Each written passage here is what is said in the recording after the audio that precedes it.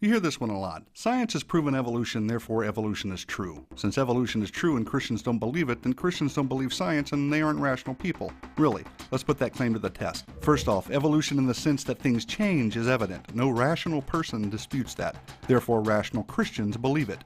We can observe change, but evolution in the sense that life came from non-life and then that life began to randomly generate new genetic information and over time it eventually produced humans is something entirely different and something that quite honestly doesn't hold up against science. In other words, evolution in the sense of molecules to man is not scientifically plausible and therefore should not be viewed as scientific fact. Quite honestly, it is in great opposition to science, that is, observational science, the kind of science we can test and repeat and use our five senses to understand. Science demonstrates that over time, living organisms lose genetic information. They don't gain it. That same science demonstrates that life doesn't arise from non-life. Follow along if you would. Fact 1. There is no known observable process by which new genetic information can be added to an organism's genetic code.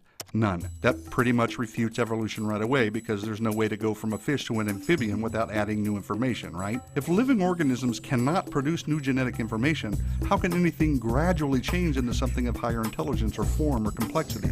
That is, how can anything evolve from an amoeba to a man without adding new genetic information? The answer, of course, is that it can't, plain and simple. Now, some have speculated and they have imagined all kinds of things and they brought in artists to produce creative renderings based on guesses, and they have been successful in telling a very convincing story that humans evolved from ape-like creatures. But those are just drawings, people. They're just stories. But what we really observe is humans are humans and apes are apes. Now, if fact 1 buried evolutionary thinking deep into the Precambrian soil, this next fact, fact 2, tosses so much sediment on it that not even the greatest team of paleontologists with the latest subterranean gizmo could dig up the remains. Check this out. Never, again, never has it been observed that life can come from non-life. So here are 2 major scientific evidences against evolution. I reiterate for clarity, life has never been observed to come from non-life, and there is no known, observable process by which new genetic information can be added to the genetic code of an organism. So molecules to man evolution doesn't really make scientific sense. Yet we are all here, and life is all around us in various forms. Although evolution cannot account for this, the Bible can. The Bible reveals that the all-powerful, all-knowing, supernatural God created the heavens and the earth out of nothing, and all life according to its kinds, that is, each with its own set of genetic information.